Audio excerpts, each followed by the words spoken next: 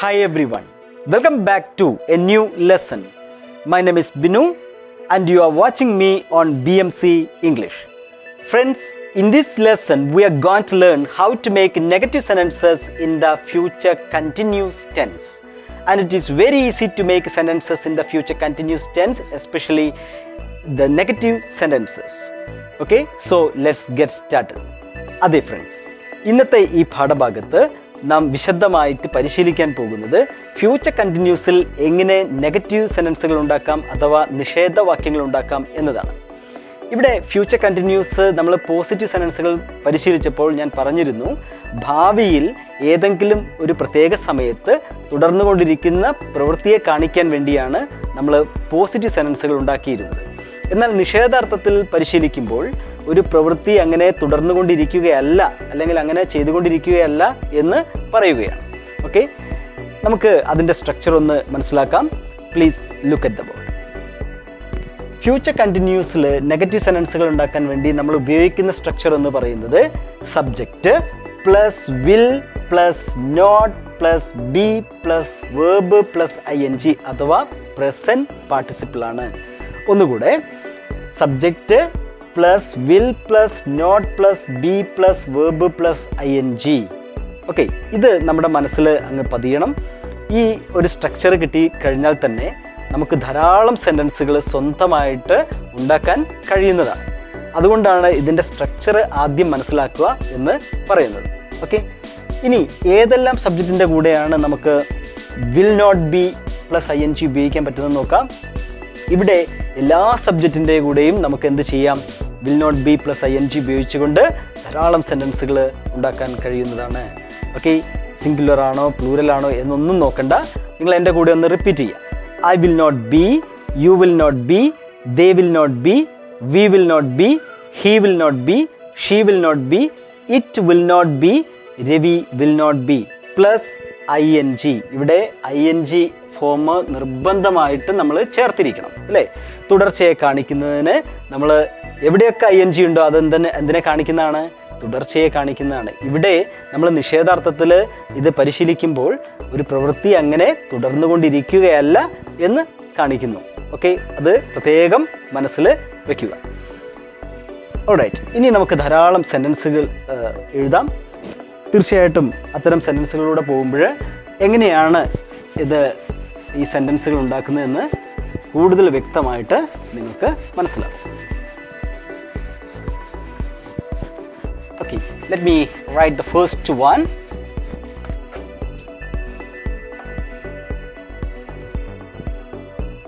Look at this example. I will not be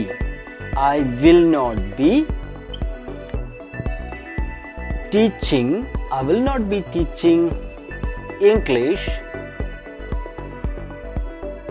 at this time tomorrow. എന്താണ് ഇതിൻ്റെ അർത്ഥം? Yes, I will not be teaching English at this time tomorrow എന്നാണ്. നാളെ ഈ സമയത്ത് ഞാൻ ഇംഗ്ലീഷ് കൊണ്ടിരിക്കുകയായിരിക്കില്ല എന്നാണ്, അല്ലേ? അപ്പോൾ ഒരു പ്രവൃത്തി ചെയ്തുകൊണ്ടിരിക്കില്ല എന്ന് നിഷേധാർത്ഥത്തിൽ പരിശീലിക്കുന്നു. ഓക്കെ, ഇവിടെ ഒരു കാര്യം കൂടെ നമ്മൾ മനസ്സിലാക്കേണ്ടത്, വിൽ നോട്ടിന് പകരമായിട്ട് നമുക്ക് എന്ത് ഉപയോഗിക്കാം? ഷോർട്ട് ഫോം ആയിട്ട് വോണ്ട് ബി പ്ലസ് ING ഉപയോഗിക്കാം.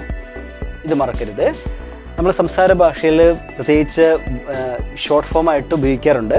അപ്പോൾ അത് നിങ്ങളൊരു നോട്ട്ബുക്കിലേക്ക് കുറിച്ചെടുക്കുക. ഇനി നമ്മൾ ആദ്യം ഉപയോഗിച്ചിരിക്കുന്നത് എന്താണ്? സബ്ജക്റ്റ്, അല്ലേ? അതിനുശേഷം നമ്മൾ ഉപയോഗിച്ചിരിക്കുന്ന ഓക്സിലറി ഫോമാണ് വിൽ നോട്ട്, അല്ലേ? Will not. അതിനുശേഷം എന്താണ്? ബി. ഇവിടെ നമ്മൾ മനസ്സിലാക്കേണ്ട മറ്റൊരു പ്രധാന കാര്യം, ഈ വില്ലിൻ്റെയും ബിയുടെയും നടുക്ക് നമ്മൾ നോട്ട് ഉപയോഗിച്ചിരിക്കണം. ഓക്കെ, ഇവിടെ നോട്ട് ചേരുമ്പോൾ മാത്രമാണ് ഇതൊരു നിഷേധ അർത്ഥം കിട്ടുന്നത്. ഓക്കെ, പ്ലസ് എന്താണ്? ING. മനസ്സിലാകുന്നുണ്ടല്ലോ? Let me give you the next example. My mother won't be, അല്ലേ? will not be അല്ലെങ്കിൽ won't be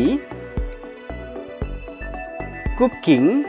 My mother won't be cooking this evening. This evening. ഈ വൈകുന്നേരം, ഇന്ന് വൈകുന്നേരം എൻ്റെ അമ്മ പാചകം ചെയ്തുകൊണ്ടിരിക്കില്ല എന്ന് കാണിക്കുന്നു. Okay, my mother subject. Then won't be plus എന്താണ്? ING form. The next one, it won't be. It won't be raining. It won't be raining tonight. ഇന്ന് രാത്രി മഴ പെയ്തുകൊണ്ടിരിക്കില്ല, അല്ലെങ്കിൽ അങ്ങനെ പെയ്യില്ല എന്ന് പറയുകയാണ്. ഒരു തുടർച്ച ആയിട്ടുള്ള പ്രവൃത്തി നടക്കില്ല എന്ന് പറയാം. ഓക്കെ, കുറച്ചുകൂടെ എക്സാമ്പിൾസ് ഒന്ന് പരിശീലിക്കാം.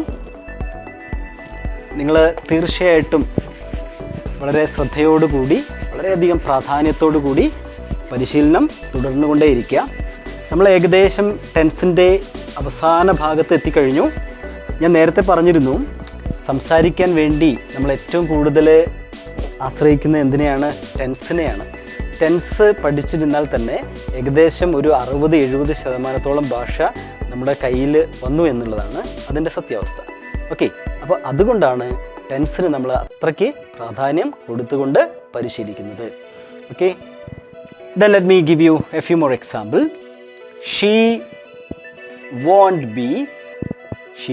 be watching TV at 8 p.m. tomorrow. എന്താണ് ഇതിനർത്ഥം? She won't be watching TV at 8 p.m. tomorrow. നാളെ 8 മണിക്ക് അവൾ TV കണ്ടുകൊണ്ടിരിക്കുകയായിരിക്കില്ല എന്ന് പറയാണ്.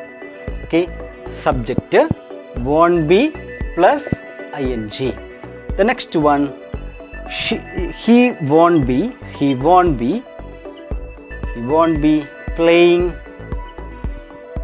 be playing chess at 7 p.m. this evening. ഇന്ന് വൈകുന്നേരം 7 മണിക്ക് അവൻ എന്ത് കളിച്ചുകൊണ്ടിരിക്കുകയായിരിക്കില്ല? യെസ്, ചെസ്സ് കളിച്ചുകൊണ്ടിരിക്കുകയായിരിക്കില്ല. Subject won't be plus ING. മനസ്സിലാവുന്നു എന്ന് വിശ്വസിക്കുന്നു. Okay, the next example, Ravi will not be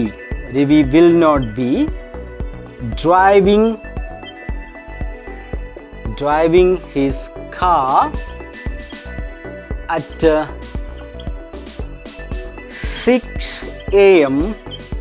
tomorrow. നാളെ 6 മണിക്ക് രവി എന്ത് ചെയ്തുകൊണ്ടിരിക്കുകയായിരിക്കില്ല? will not be, ഇവിടെ ബി നിർബന്ധമായിട്ട് ചേർത്തിരിക്കണം. Ravi will not be driving his car at 6 a.m. tomorrow. Okay, മനസ്സിലാവുന്നു വിശ്വസിക്കുന്നു. കുറച്ച് എക്സാമ്പിൾ കൂടെ ഒന്ന് നോക്കാം. Okay,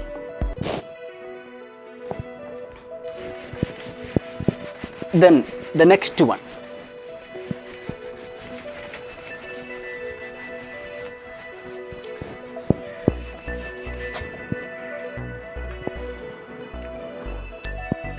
she won't